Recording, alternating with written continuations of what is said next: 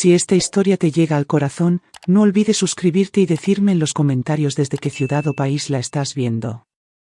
Tengo mucha curiosidad por saber dónde se escucha mi voz hoy. El ático olía a cedro viejo y aislamiento, un aroma que se pegaba a mi ropa sin importar cuánto la sacudiera. El techo era tan bajo de un lado que tenía que encorvarme para llegar a mi cama estrecha, con su marco apoyado contra la pared bajo un foco solitario que colgaba de un cable. ¿Alguna vez has vivido una situación que cambió tu vida para siempre? Déjanos tu comentario y hazte suscriptor porque esta historia te va a impactar de una manera que no esperabas. Una ventana pequeña daba a la calle, pero casi siempre el vidrio estaba tan empañado que apenas se veían las formas borrosas de los autos que pasaban. Mantuve mis maletas apiladas en un rincón con las cremalleras bien cerradas para que el polvo no se colara. Cada crujido del suelo de madera me recordaba que este lugar no estaba hecho para vivir, sino para guardar cajas, adornos navideños olvidados y todo lo que la gente quería mantener fuera de la vista. Después de 34 años de matrimonio, aquí estaba yo fuera de la vista. Lo que hacía más difícil de tragar era saber que hacía apenas 2 semanas, Salvador había firmado los papeles para un departamento nuevo para su suegra. Encimeras de granito, un balcón con vista al río, electrodomésticos de acero inoxidable. Me había mostrado el anuncio una vez radiante, como si hubiera hecho algo heroico. Yo sonreí cortésmente, aunque por dentro seguía tratando de entender por qué su comodidad merecía una hipoteca, mientras la mía se resolvía con un colchón prestado en un ático sin calefacción. Una tarde, mientras motas de polvo flotaban en la pálida luz del invierno, encendí el pequeño televisor que Salvador me había permitido tener ahí arriba. Una presentadora sonriente hablaba sobre la lotería estatal. Premio récord, decía el titular, estimado en más de 3 millones de pesos. En ese momento los números no significaban nada para mí. Ganar era cosa de otros, de aquellos cuya suerte no se había agotado hacía años.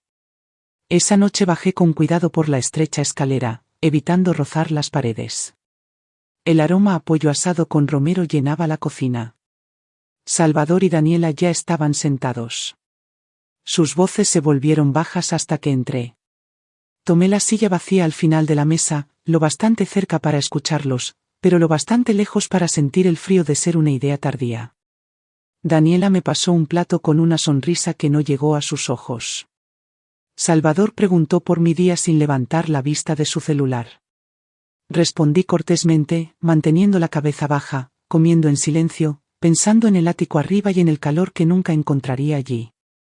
El aroma a café subía por las escaleras del ático antes de que el sol saliera del todo. Bajé con cuidado, procurando no despertar la casa con los gemidos de los escalones. Salvador ya estaba en la cocina, el cabello húmedo de la ducha, la corbata suelta alrededor del cuello. Daniela estaba en la encimera preparando su licuado matutino, el zumbido llenando el espacio entre nosotros. Alcancé la tostadora, deslizando 2 rebanadas de pan, cuando Salvador habló sin mirarme. ¿Sabes, mamá? Si querías comodidad, deberías haberte quedado casada con papá. Las palabras cayeron como una bofetada. Mantuve la mano firme al bajar la palanca de la tostadora, concentrándome en el clic que hizo, en el leve olor a pan calentándose. Años de controlar mi expresión me sirvieron bien, no me inmuté.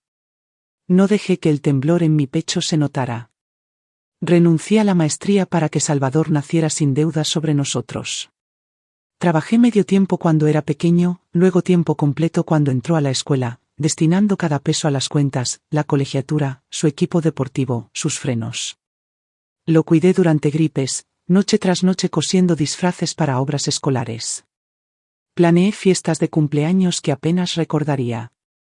34 años de matrimonio y maternidad habían sido un largo acto de servicio, y ahora mi recompensa era un colchón en el ático y la sugerencia de que mis propias elecciones me habían traído aquí. Unté mantequilla en mi tostada con precisión lenta, manteniendo los ojos en el plato. Probablemente tengas razón, dije con calma, sentándome. Fue la única respuesta que me atreví a dar. Salvador tomó un sorbo de su café, satisfecho, ya pensando en su agenda del día. Daniela me miró brevemente, luego volvió a su licuadora.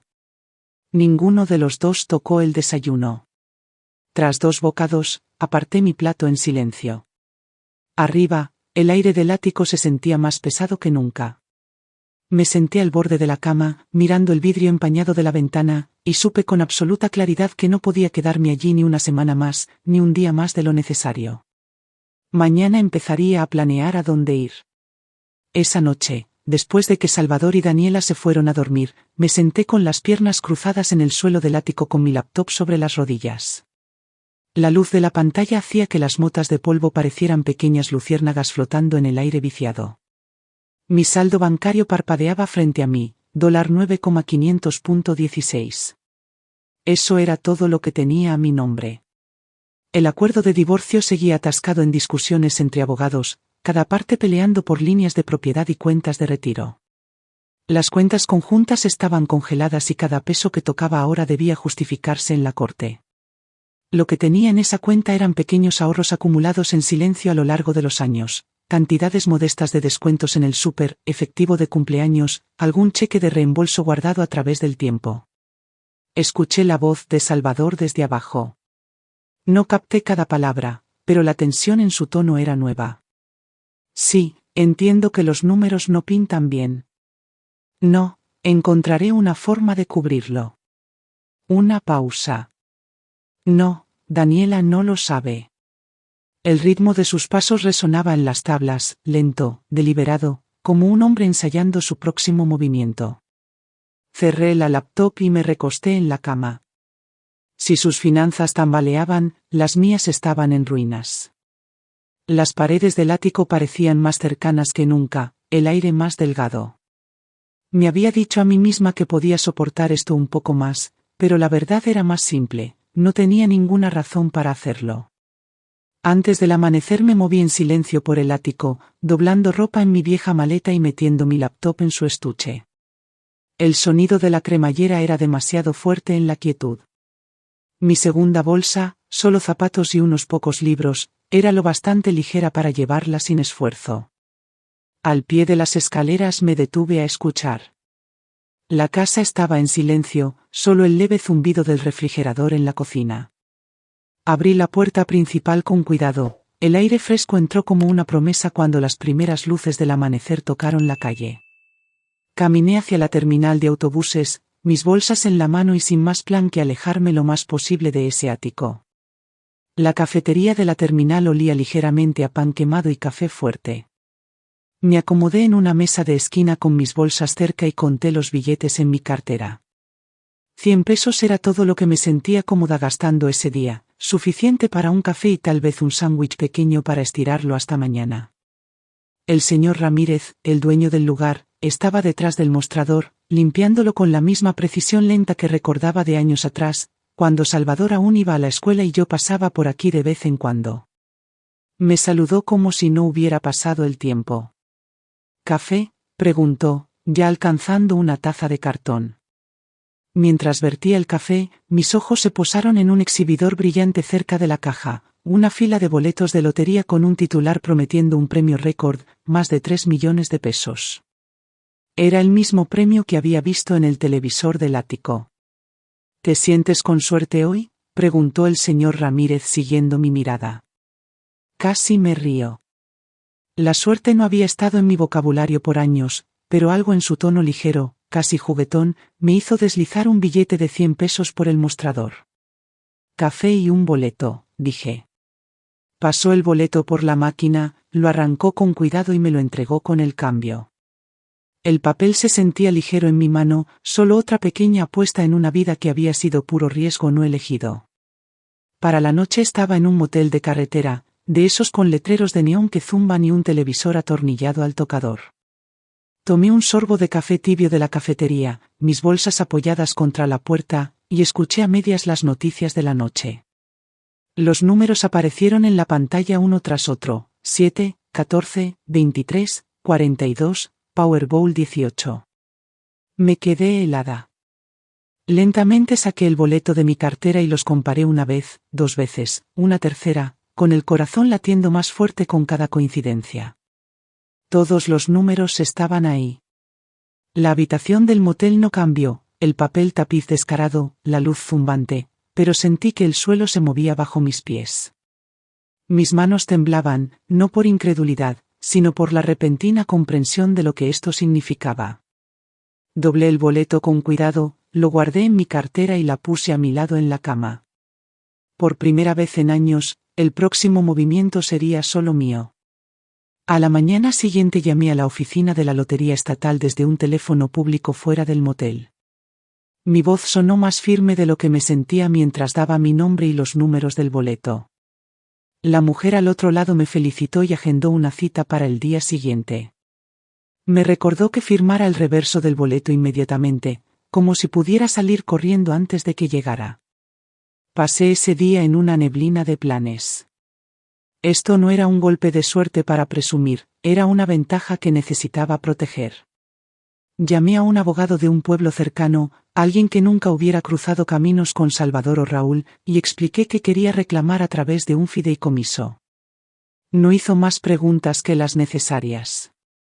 En la oficina de la lotería confirmaron la ganancia y me explicaron las opciones. Elegí el pago único sin dudar. Después de impuestos fueron poco más de 1,900,000 pesos. Transfirieron los fondos a la cuenta del fideicomiso en una semana, y de inmediato comencé a dividirlos en partes más pequeñas y difíciles de rastrear, varias cuentas bancarias, una empresa fantasma con un nombre genérico y una buena cantidad de efectivo en una caja de seguridad. Todo el proceso se llevó a cabo sin alboroto, sin cheques gigantes, sin fotos sonrientes en el periódico. Mi nombre no aparecería en registros públicos por al menos 2 meses, y para entonces sería irreconocible, no por las circunstancias, sino por el rostro. Esa primera noche tras la transferencia me senté en la quietud de mi motel, mirando el comprobante impreso del saldo. Los números eran casi abstractos, más de lo que jamás imaginé tener en mi poder durante años. Había pedido tan poco, solo lo suficiente para mantener un techo encima y las cuentas pagadas. Ahora podía comprar techos, edificios enteros, y nunca necesitar permiso para entrar. Si esta historia te llega al corazón, no olvides suscribirte y decirme en los comentarios desde qué ciudad o país la estás viendo. Tengo mucha curiosidad por saber dónde se escucha mi voz hoy.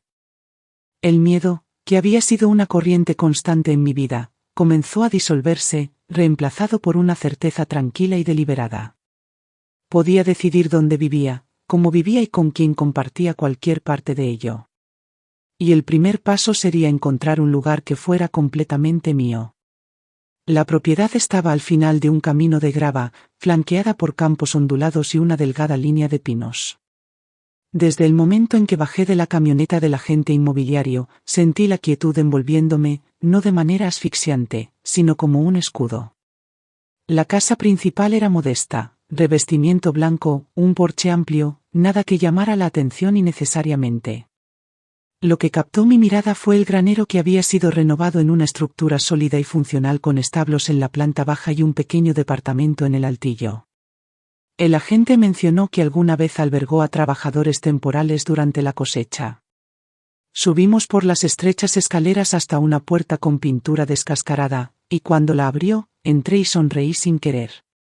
El espacio era limpio pero sencillo. Techos bajos, una ventana de guardilla y apenas espacio para una cama estrecha, una mesa pequeña y una cocineta en la esquina. El baño no era más grande que un closet, con una regadera y un espejo agrietado sobre el lavabo. Era humilde, casi austero, pero tenía el mismo aire que el ático de Salvador. Supe de inmediato que este altillo tendría un propósito más allá del almacenamiento. Hice la oferta esa tarde, precio completo, en efectivo, cierre en 3 semanas sin contingencias. El alivio de la gente era palpable. Para cuando giré la llave en la puerta principal, ya había tomado mi siguiente decisión. Esto no sería solo mi refugio, sería un lugar que trabajara para algo más grande que yo. Contacté refugios locales y redes de rescate, informándoles que planeaba recibir animales necesitados de espacio y cuidado. Así conocí a Marisol Quintero, una estudiante de veterinaria de 24 años buscando trabajo donde vivir. Tenía manos rápidas, una sonrisa pronta y ojos que no se inmutaban ante historias duras. Cuando le ofrecí el dormitorio grande en la casa principal a cambio de ayuda a medio tiempo, aceptó de inmediato. En una semana tuvimos nuestros primeros residentes, 2 perros del refugio del condado, un caballo rescatado de un caso de negligencia y un par de cabras abandonadas cuando sus dueños se mudaron.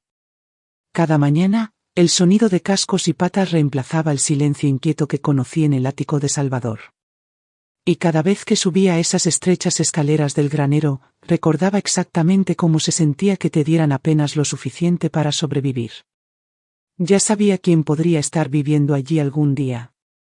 Para finales del verano, los campos alrededor de mi propiedad se habían vuelto dorados y el granero estaba lleno de sonidos constantes, cascos moviéndose en la paja, balidos bajos de las cabras, la voz de Marisol tarareando mientras trabajaba.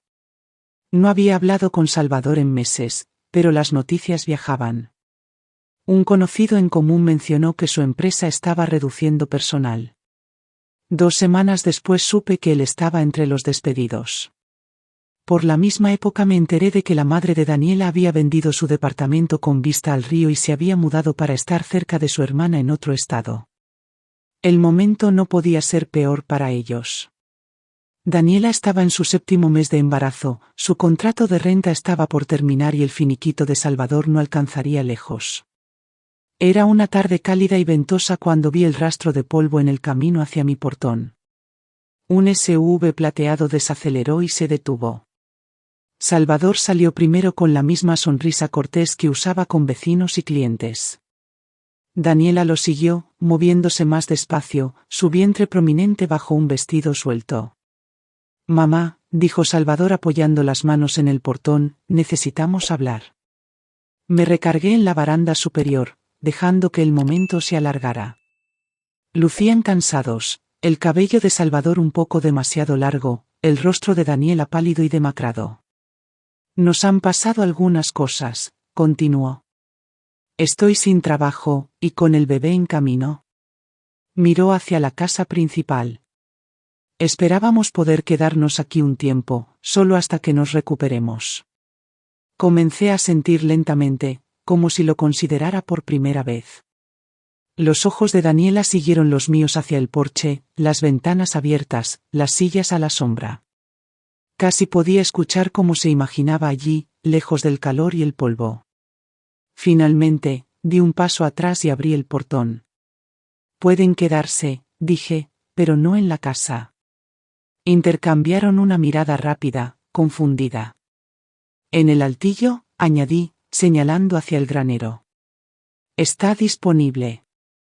Me giré hacia el camino antes de que pudieran responder, dejando que el crujido de mis botas en la grava me llevara de vuelta al trabajo que esperaba en los establos. Los guié por el patio, el viento traía el olor a heno y tierra tibia. Las puertas del granero estaban abiertas, el interior oscuro, salvo por finas bandas de luz que se filtraban por las rendijas. Marisol levantó la vista de cepillar a uno de los caballos con curiosidad en el rostro, pero no dijo nada. Las escaleras al altillo eran estrechas, la madera suavizada por años de uso. Subí primero, escuchando sus pasos detrás de mí, más lentos ahora. En la cima abrí la puerta y la empujé. El espacio era limpio pero sencillo, muros blanqueados, una cama pequeña con una colcha simple, un tocador desgastado y una mesa en la esquina bajo la ventana de guardilla. La cocineta era apenas suficiente para un refrigerador pequeño, una estufa de 2 quemadores y un fregadero. La puerta del baño colgaba ligeramente torcida, el tipo de imperfección que no afectaba su función, pero eliminaba cualquier ilusión de lujo. Salvador entró, su mirada recorriendo rápidamente la habitación. Daniela se quedó en el umbral con los brazos cruzados, los ojos entrecerrados ante el techo bajo y el suelo rayado. «Esto es lo que hay», dije con calma. «Viene con algunas reglas, levantarse a las 5 para las tareas de la mañana, nada de música o televisión alta después de las 9. Los animales se asustan fácilmente. Todos contribuyen al trabajo, sin excepciones». «Mamá», comenzó Salvador. Levanté una mano. «No es negociable. Si están aquí, son parte de la granja. Eso significa alimentar, limpiar establos, hacer reparaciones, lo que sea necesario. Los víveres y servicios están cubiertos, pero ustedes se encargan de sus comidas. El altillo es suyo mientras sigan las reglas». La boca de Daniela se tensó, su mirada fija en la cama, como si la hubiera ofendido personalmente. Salvador asintió una vez, el movimiento rígido. ¿Entendido? Bien, dije, retrocediendo hacia las escaleras. Le pediré a Marisol que traiga sábanas limpias. Pueden instalarse esta noche. Mientras bajaba, el sonido de sus voces bajas y tensas me siguió, mezclándose con el crujido de la madera. En el pasillo principal del granero, Marisol me miró con una pregunta en los ojos. No respondí. Habría tiempo para eso después. El invierno se asentó en la granja en capas lentas, escarcha en las rejas al amanecer, el crujido apagado de las botas en el suelo helado. Salvador se levantaba antes de la alarma casi todas las mañanas, ya poniéndose los guantes de trabajo cuando yo salía al granero. Al principio se movía como un hombre haciendo penitencia, con los hombros rígidos, evitando mi mirada. Pero con el tiempo los movimientos se volvieron naturales, revisar bebederos, reparar pestillos, guiar a los caballos al pasto con manos firmes. Daniela se mantuvo en el altillo al principio, saliendo solo para citas en el pueblo o viajes rápidos a la tienda de alimentos. Pero un día apareció en la mesa de la cocina con un montón de recibos y una libreta. Tus registros de donaciones están desordenados, dijo con naturalidad. La dejé trabajar, curiosa por ver si seguiría. Para el final de la semana había organizado 6 meses de gastos en carpetas codificadas por color y creado un sistema digital que incluso Marisol admitió era mejor que el nuestro. Las quejas que marcaron sus primeros días aquí, sobre los madrugones, el aire frío en el altillo, la falta de espacio, se desvanecieron. Seguían manteniéndose algo apartados, pero noté pequeños cambios. Salvador deteniéndose a acariciar el cuello de un caballo tras alimentarlo, Daniela cruzando el patio con una taza de té sin revisar su celular a cada paso. Una noche, mientras cerrábamos el granero, Marisol se apoyó en su horca y señaló hacia la ventana del altillo, donde la luz brillaba cálida contra la oscuridad. Están empezando a encajar aquí, dijo. Seguí su mirada adentro. Apenas podía distinguir la silueta de Daniela en la mesa, inclinada sobre papeles, y a Salvador a su lado, sosteniendo al bebé mientras ella escribía. La imagen me tomó por sorpresa, no por ser nueva, sino por lo natural que parecía. Aún así, mantuve las manos en los bolsillos y mis pensamientos para mí. Encajar era una cosa, ganárselo era otra.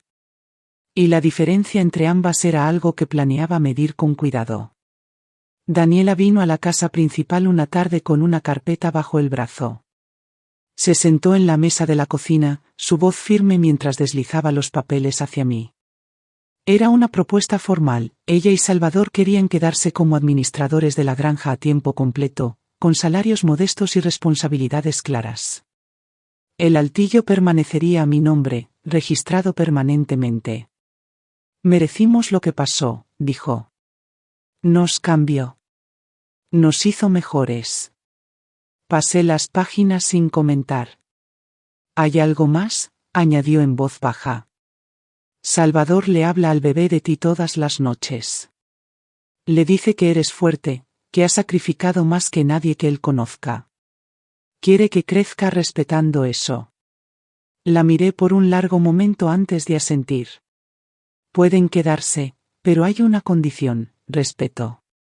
Si lo pierden, no hay segundas oportunidades. Sus ojos sostuvieron los míos. Entendido.